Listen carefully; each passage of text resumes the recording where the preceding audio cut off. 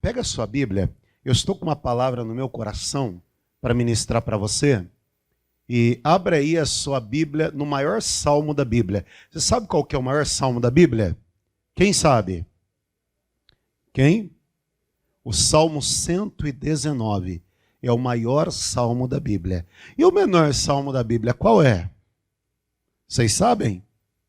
Menor salmo? Tem um salmo que só tem 2 versículos. É o 117. É o menor salmo da Bíblia. É o salmo que fala louvor, para darmos louvor a Deus. O maior é o 119. Eu gosto muito de pregar sobre salmo, pessoal. Apesar que a palavra hoje é uma palavra de exortação. Por que eu gosto de pregar salmo? Porque salmo fala de esperança. Quando eu comecei a igreja, eu coloquei no meu coração, poxa, eu vou ler toda a Bíblia. Quem aqui já leu toda a Bíblia? De capa a capa. De Gênesis a Apocalipse, pessoal. Os 66 livros. Eu coloquei no meu coração, vou ler toda a Bíblia. Vou ler. Eu quero mais conhecimento da palavra. E o primeiro livro que eu comecei lendo da Bíblia foi Salmo. Eu li do Salmo 1 até o Salmo 150. E eu comecei a gostar muito. Aí eu fui para Provérbios, pessoal. Então consegui ler a Bíblia. Pouco menos de 6 meses na igreja, já tinha lido toda a Bíblia. Coloca no teu coração, puxa, eu vou ler toda a Bíblia. Você que ainda não leu a Bíblia toda, pessoal, você vai adquirir conhecimento. A Bíblia não é um livro obsoleto, ultrapassado. A Bíblia é a boca de Deus falando conosco. Onde você abrir, é Deus falando. A Bíblia é o nosso manual, é o nosso norte. É a nossa bússola, pessoal. Amém? É o manual. Eu sempre digo aqui que tudo que você compra tem um manual do fabricante, não tem? Você vai lá e compra um carro, esse carro tem um manual do fabricante. Você compra um celular, ele vem com o manual, o celular, para você aprender a mexer naquele celular ali. E, de repente, você compra um liquidificador, ele vem com o manual, não vem? Por que vem? Pra você não ligar na tomada errada e queimar. Não acontece isso? Você liga lá na tomada errada e queima. Aí eu digo a você, tudo tem um manual do fabricante. Eu digo a você, quem nos fez? Quem nos fez? Deus. Foi Deus que nos fez. Amém? Então, se Deus nos fez, Deus é o quê? É o fabricante. Deus é o quê? É o fabricante. Ele deixou aqui o seu manual, a Bíblia. A Bíblia é tão maravilhosa que ela ensina você a prosperar. A Bíblia te ensina a educar os filhos. A Bíblia vai te ensinar a ir bem no casamento. Irmãos, a Bíblia é a boca de Deus falando conosco. Billy Graham, um dos maiores pastores do século, né? Billy Graham foi considerado pastor do século. Ele dizia, Bíblia, leia para ser sábio. Pratique-a para ser santo. Forte, né? Leia, você vai ter sabedoria. Pratique-a, você vai ser santo. Então, Salmo 119, no versículo 113. Eu aborreço a duplicidade. Eu aborreço a duplicidade. Porém, eu amo a tua lei. Vou ler novamente. Eu aborreço a duplicidade. Porém, eu amo a tua lei. Olha para mim. A mensagem de hoje aqui tem um tema. E o tema é vida dupla. E nós não podemos ter vida dupla. O Davi era um homem de Deus. E o Davi, ele ficava aborrecido. Ele ficava triste. Quando é que ele ficava triste? Quando ele não conseguia andar na palavra. Quando ele não conseguia o quê? Viver a palavra de Deus. E ele está dizendo, eu aborreço a duplicidade. Eu fico aborrecido quando eu não consigo andar na palavra. Mas eu amo a tua lei. Amigos, nós temos que viver a palavra de Deus. E como temos que viver?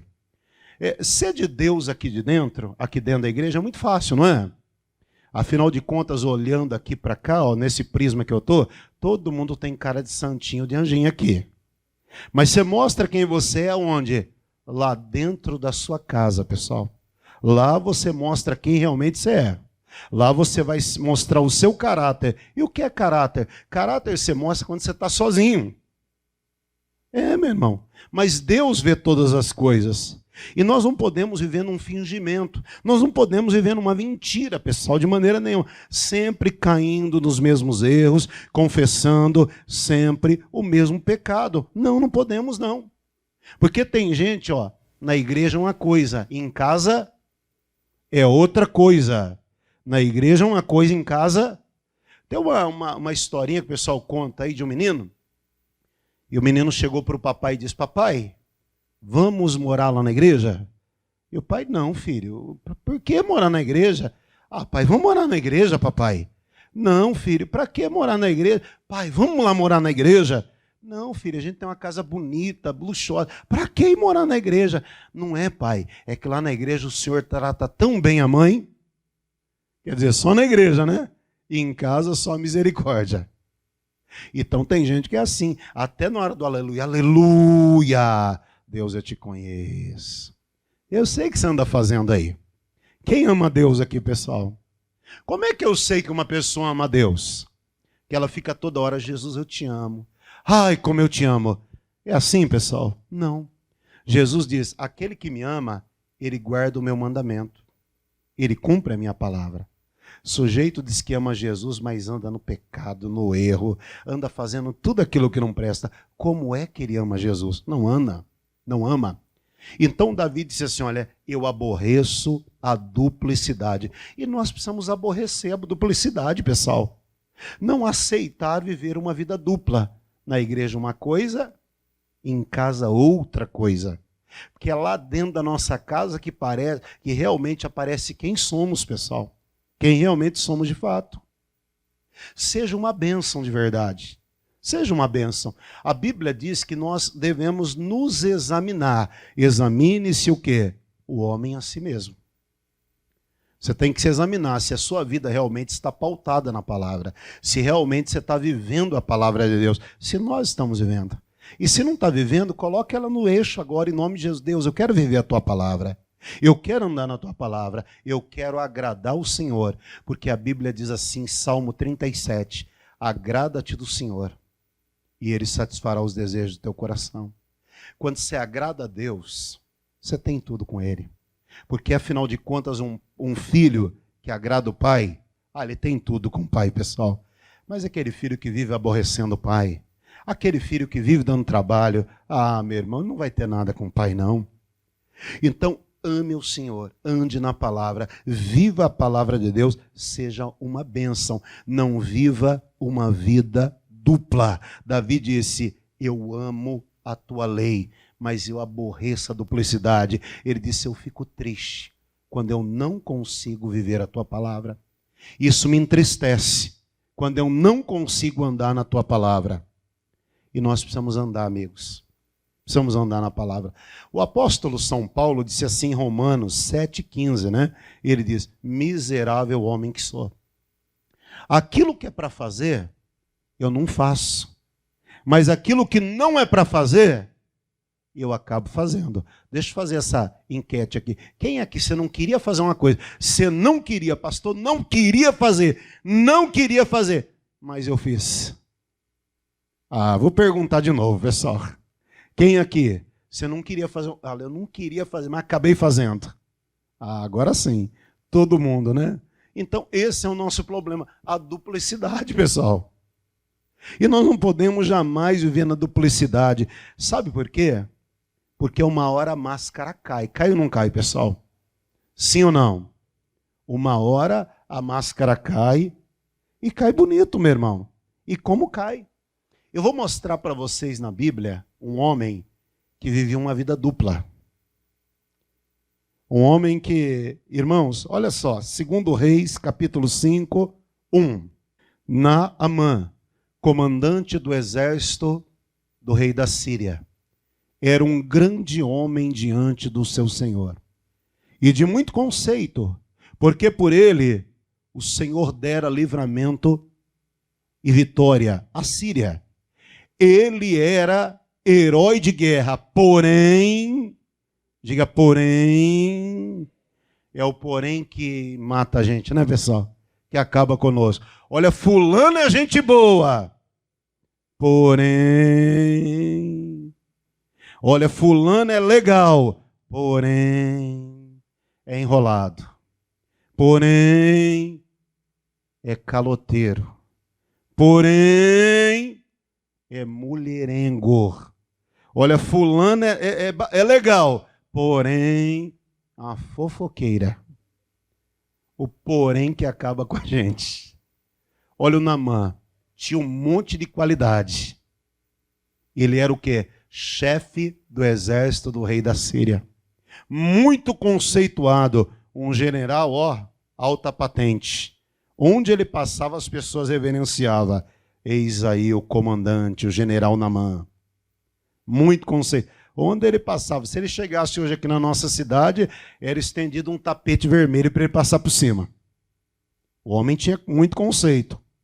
Mas a Bíblia o que é? Porém, leproso. Porém, leproso. Interessante que a Bíblia diz que esse homem, Deus até usou ele para dar vitória e livramento para a Síria. O que eu aprendo aqui? Presta atenção. Amigos, uma vez o pastor Jaime pregou uma palavra, achei tremendo. Ser usado não é ser aprovado por Deus, não. Porque o Naamã foi até usado por Deus, não foi? Sim ou não? Mas, ó, não era aprovado. Ser usado não é ser aprovado. Ah, pastor, do jeito que eu sou aqui, ó, Deus está me abençoando, eu andando tudo errado. Cuidado. No dia do juízo final, vamos ver como é que vai ficar isso aí. Porque Jesus disse, muitos vão chegar diante de mim dizendo, olha, eu curei no teu nome, eu expulsei demônio no teu nome, eu fiz milagres no teu nome. Jesus vai dizer, aparta-te de mim, eu nunca te conheço e nunca te conheci. Pelo amor de Deus. Você imagina passar a vida toda dentro da igreja e ouvir isso? Porque não viveu a palavra? Então Naamã era leproso. Alguns dizem, historiadores, que esse general, ele andava abotoado até os colarinhos. Ele tinha aquele sobretudo de couro, aquela capa. Amigos, e andava todo abotoado, todo, sabe? Mas quando ele tirava aquela capa, chegava em casa, aquela capa de couro ele tirava, meu Deus, era só ferida no corpo dele, era só chagas no corpo dele. Jesus amado e santo. E ele escondia uma lepra. Lá fora, ninguém sabia, mas dentro de casa, a lepra aparecia. Meu Deus, é dentro da nossa casa que aparece quem somos de fato, pessoal. Quem somos de fato. Porque tem gente que, ó, parece que é uma bênção. Olha, nossa, que bênção! Na hora que você vai conhecer direitinho. Eu me lembro que quando eu me converti, eu vi uma pessoa orando, um obreiro orando, e ele Eu falei, nossa, como esse homem ora bonito, eu queria orar, queria ser que nem ele. Mas aí eu comecei a conhecê-lo melhor. Meu Deus, falei, Jesus, não quero ser que nem ele não, misericórdia. Porque ele passava a ser uma coisa, porém era o que é? Vivia uma vida dupla. É o caso de Naamã aqui. Vivia uma vida dupla, pessoal. Era herói de guerra, era um general, Deus deu vitória a ele, mas a Bíblia diz, porém, leproso. E a lepra é uma doença terrível, não é, gente? Hoje chamada aí também hanseníase. Você sabe que a lepra é uma doença que vai matando a pessoa lentamente. A lepra é uma doença que vai assim carcomendo a pessoa. Daqui a pouco a pessoa perde os dedos, a pessoa de repente perde o nariz, orelha, vai caindo tudo, perde a perna, e a lepra vai carcomendo a pessoa. Terrível, pessoal. Você sabe que tem muita gente, olha para mim aqui, ó, está leproso. Não fisicamente, espiritualmente. A pessoa está leprosa. Como é que eu sei que uma pessoa está leprosa espiritualmente? Porque, pessoal, primeira coisa, ó, ela vai morrendo. Ela já não tem desejo de buscar mais a Deus, de orar. Ela já não tem mais prazer nas coisas de Deus. Interessante que o leproso, ele perde a sensibilidade. Ele não sente dores mais. Está ali aquela ferida, mas ele não sente dor naquela ferida. E a pessoa leprosa, ela perde a sensibilidade também. Está todo mundo orando, buscando a Deus, chorando. Ele não sente nada. Eu digo para você, quando você vem na igreja, a palavra não mexer mais com você, não te balançar mais, sinal que tem algo errado na sua vida. O profeta Abacuque disse assim, olha, eu ouvi a tua palavra, eu temi. Me deu um temor. Esse é o sentimento. Se a palavra não mexe mais com você, não balança mais você, não fala mais com você, tem algo errado na sua vida. Então, lepra vai matando lentamente. E a Bíblia diz que esse homem aqui leproso, olha o que acontece com ele. Versículo 2. E saíram tropas da Síria, da terra de Israel, e levaram cativa uma menina que ficou a serviço da mulher de Naamã.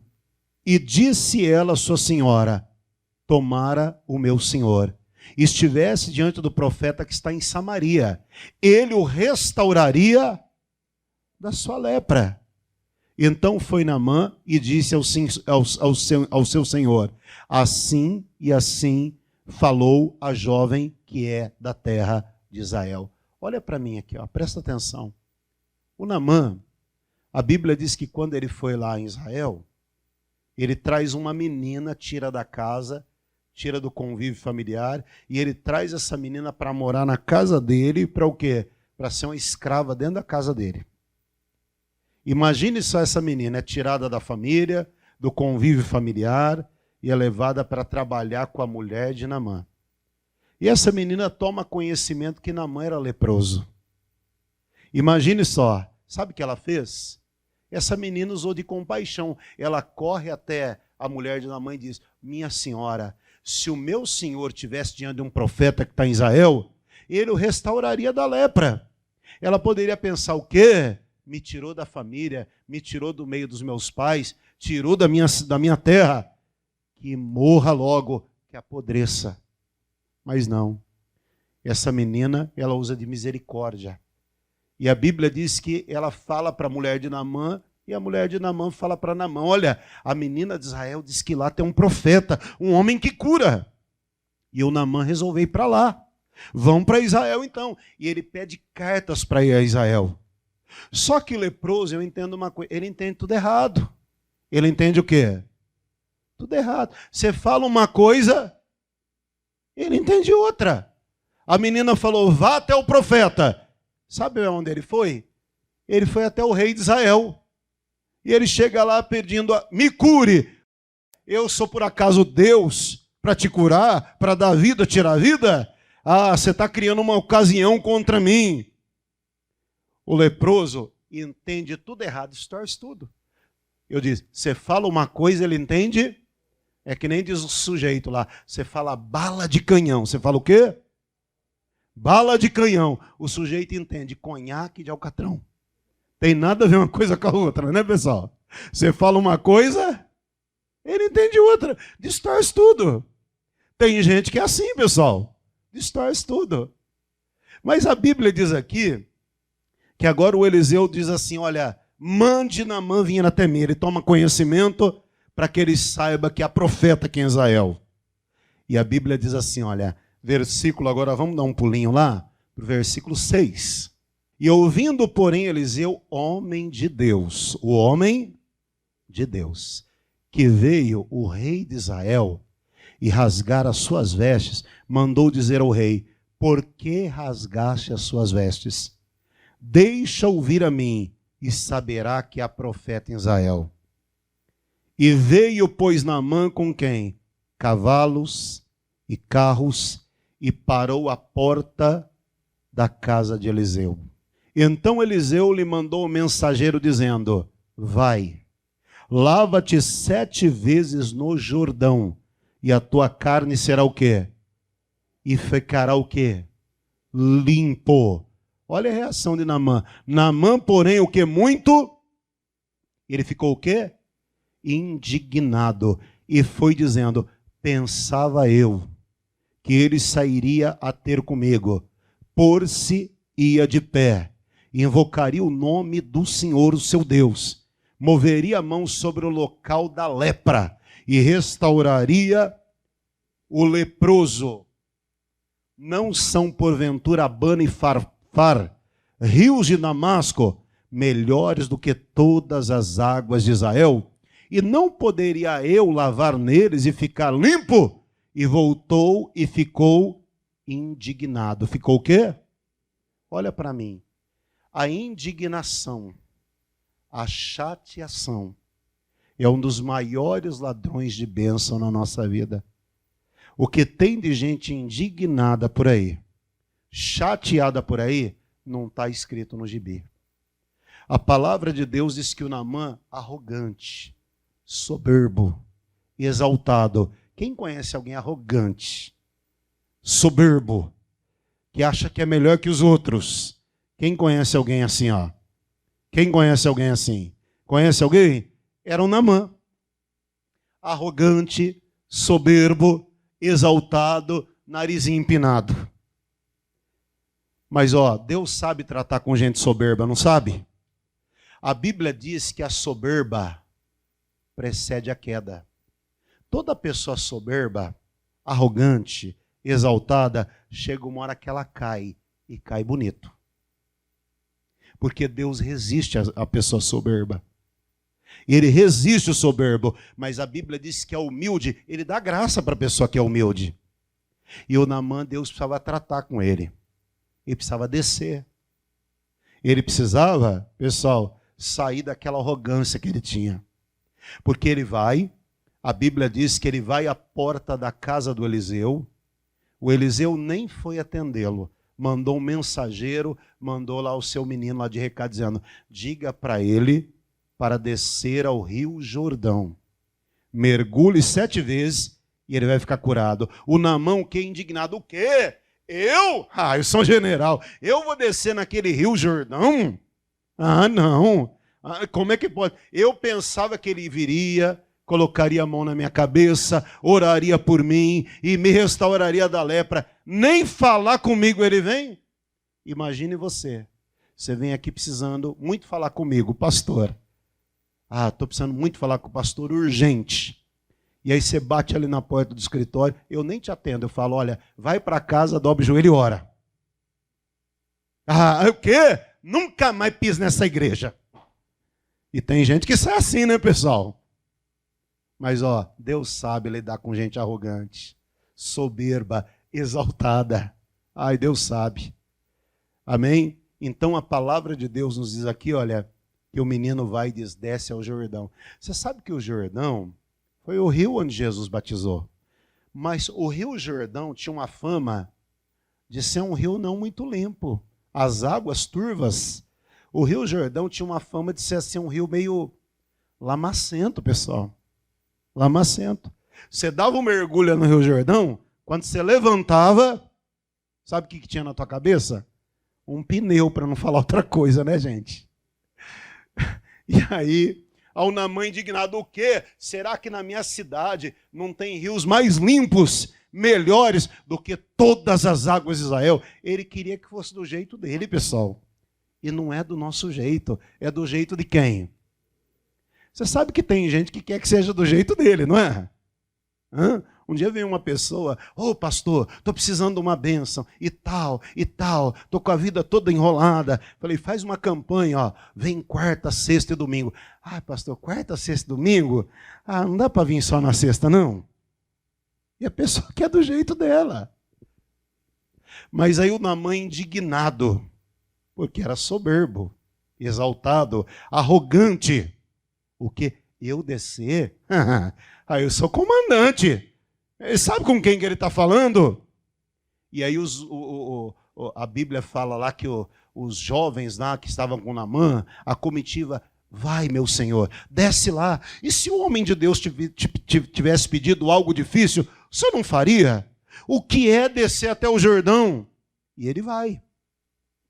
Indignado, tira a capa, fica leproso, exposto na frente de todo mundo, e ele vai e mergulha lá no rio Jordão. Quando ele levanta das águas do Jordão, o que aconteceu com ele? Hein?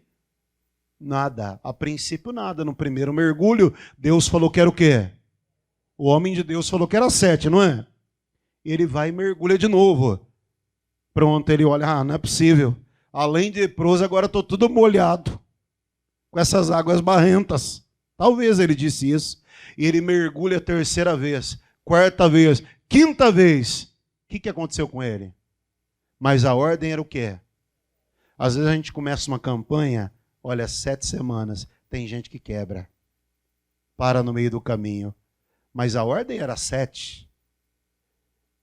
E o Naamã agora, quinto mergulho, continua leproso. Mas ele vai para o sexto.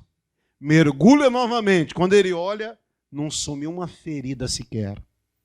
Mas no sétimo mergulho, no sétimo, por que 7? Você já viu que 7, a Bíblia fala muito 7. Deus fez o mundo em 6 dias e no sétimo ele descansou. A Bíblia fala muito, não é numerologia nem superstição isso aqui não. 7 é o número perfeito, você sabia disso? Você sabia, pessoal? Esses dias eu fui comprar alguma coisa numa loja lá de auto, né, de acessório. Aí, quanto que é essa pecinha aí? R$7. Aí eu comprei, aí fui pegar outra. E aquela pecinha lá, ao vendedor, é R$7. E o vendedor virou para mim, você gosta do número 7 mesmo, hein? Eu falei, eu gosto. Sabe por quê? Porque o 7 é o número de Deus. É mesmo? 7 é o número perfeito. Deus fez o mundo em 6 dias, 7 ele descansou. É mesmo? E o rapaz ficou interessado, pessoal. Amém? Então 7 é o número perfeito. E quando ele dá o 7º mergulho, Naamã levanta, olha para o corpo dele. Olha o que acontece. Vira lá. Versículo de número 14. Então desceu. Então, todo arrogante ele tem que o quê? Ele tem que o quê? Descer. Ele tem que se humilhar. Ele tem que reconhecer que ele não é nada. Desceu e mergulhou no Jordão 6 vezes. 7. Consoante conforme a palavra do homem de Deus. E a sua carne se tornou como carne do quê? E ficou o quê? Limpo. Aquele homem cheio de lepra, ferida, cheia de chaga, purulenta, esbranquiçada. Quando ele dá o 7º mergulho, ele sai do Rio Jordão, a pele dele estava limpa, não tinha uma ferida. A Bíblia diz que estava com pele de criança, pessoal. E pele de criança é pele bonita, não é?